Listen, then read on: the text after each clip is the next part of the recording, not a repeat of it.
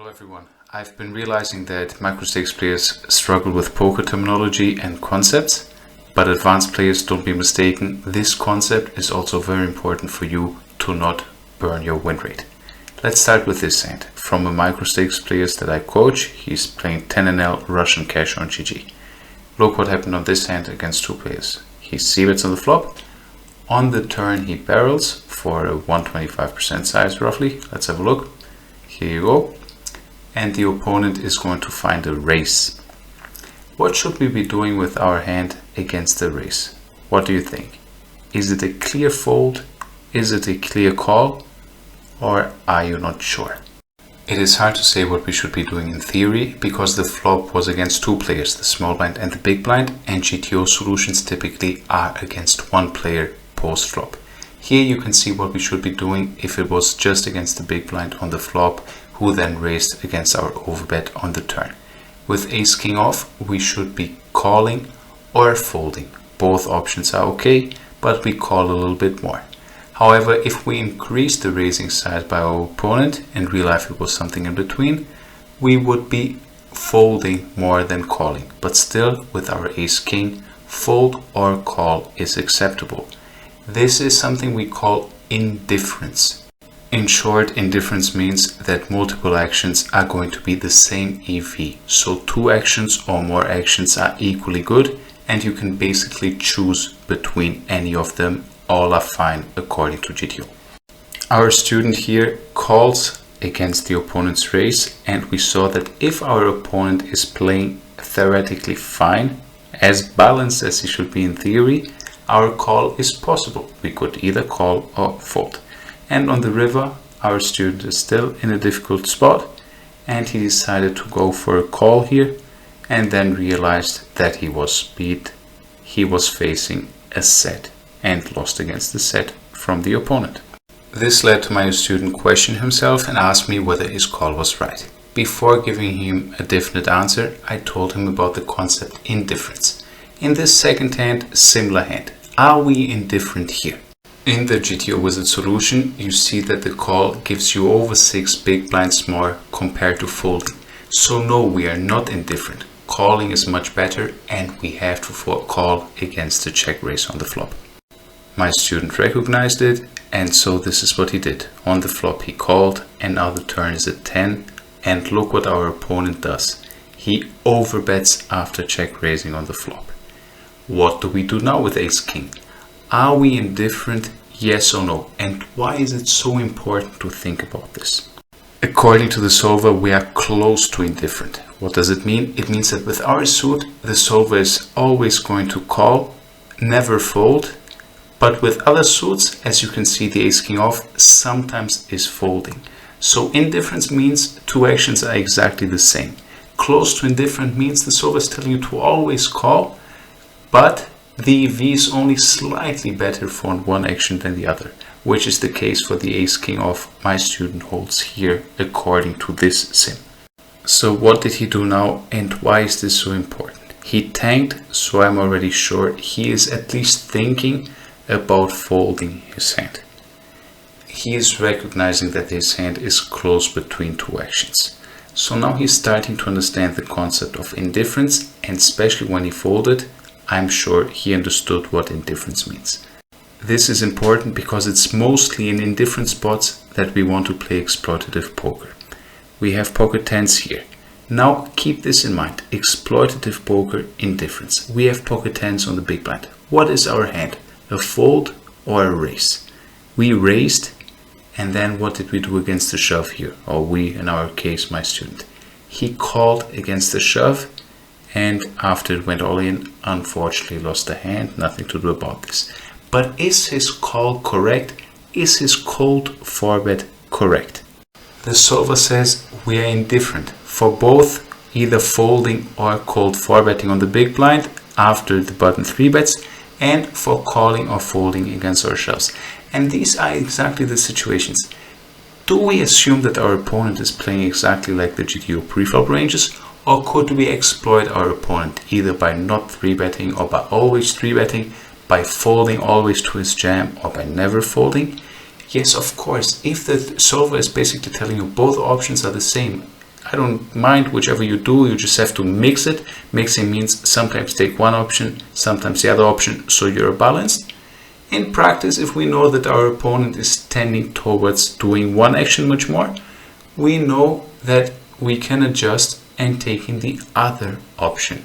So in close spots, where we barely lose any EV because both options are equally good, those are when instead of mixing, we choose one option always because we are sure, or at least we believe, that our opponent is deviating in a way that gives us a clear preference between one action and the other. What do you think my student should have done with pocket tens? You're possibly thinking something like, our opponent has too much of pocket aces and kings, so our pocket tens is going to be too weak, we should always fold. But is it a problem to think like this when we are not actually indifferent? Have a look here with the pocket queens. We 3-bet 150 big blinds deep effective, more or less, and we face a 4-bet from our opponents. What do we do with pocket queens?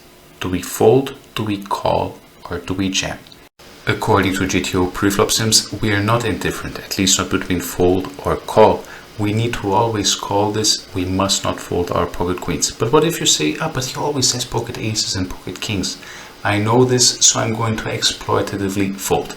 Have a look at the EVs. You see that calling pocket queens has about 4 big blinds more expected than the fold. So if you're making an adjustment here to fold, you're basically saying, I'm not going to take the 4 big blind move, I'm going to take the 0 big blind move. So you're chucking 4 big blinds per 100 away. Is this a good adjustment if your opponent always has pocket aces and kings? Of course it is. The thing is, what if he doesn't and he is actually quite close to GTO? Then you chuck 4 big blinds in the bin. You need to be extra sure when making an adjustment, when in theory you're not indifferent.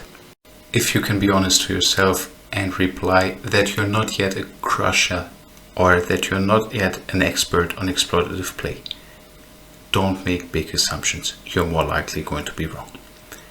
Have a look at where else indifference matters. Not only when facing the bet like here, do we think that we are indifferent with this ace-jack or should we be folding? The answer was we were quite indifferent, but the call is okay.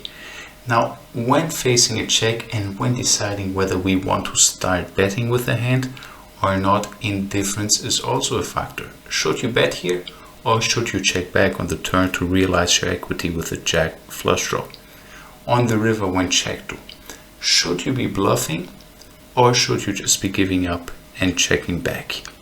In GTO we don't call ace-jack off against a 3-bet here, but our student did so due to the smaller 3-bet size. So let's assume we have ace-queen off. Have a look, it's a mandatory bluff on the river. Let's look closer at it and see the EVs. You see that we are winning about 4 big blinds compared to checking back if we bluff the ace-queen off. The exact EV depends on the suits that we hold and when we have a diamond, whether it's the ace or the queen. But what is important for you to know is, when we bluff all in on the river, can we sometimes have positive EV, so considerably positive EV? Yes, when our opponent already in theory has to overfold. Overfolding means compared to minimum defense frequency, MDF, he is going to find more folds in theory because his range is too weak to defend enough. In these cases, leaving out a bluff because you're afraid to bluff or because you think your opponent is calling a bit too much is dangerous when the EV of our bluff is very high. But when the EV is somewhat close between check back and bluffing, for example when you hold the ace of diamonds or an offsuit ace queen off without the diamonds, you could think about checking this hand back. So in short, you realize that you either have a very good blocker or your opponent is supposed to crazy overfold comparing to MDF, you best do this, you shove. On the other hand, if you're not sure, you think bluffing is almost the same as checking back in theory, those are the spots where it's really important to just look at your opponent. If he calls more than GTO, you don't bluff. If he calls less than GTO, you bluff. If you have the best bluffing spot in the world, but you're sure your opponent is always going to call, should you bluff? Of course not. But for these assumptions, again, you're making big assumptions, you need to be extra sure. In my coaching, I make sure you understand the concept first, and then I provide you the game plan, and I'm going to tell you exactly in which spots you should be overcalling, in which you should be overfolding, in which you should be bluffing more, in which you should be bluffing less. This is a prime example. We 4-bet our hand deeper here. On this flop, we went for standard 25% c-bet. Default on the turn again, we, in this case our student again, the same one, chose another small bet and got called, and the river, already the turn sucked, but the river sucked terribly, and he therefore, after thinking a little bit, decided to go for a check. These river spots are very important for your win rate, and some players, equally good to others, have considerably lower win rates because first, they are not able to recognize when they are indeed indifferent, and second, even if they recognize when they're indifferent, they don't have the exploitative knowledge to adjust. For example here, are you indifferent? First question. Second question, should you exploitatively fold? How do you recognize indifference? On the river, I'll give you a quick tip. You ask yourself, is your opponent shoving anything worse for value? If you see a few hands there, you're not indifferent. You have to call. Now, if you see maybe one hand out of a million, then you're still close to indifferent at least. So here, what is worse that our opponent is shoving for value?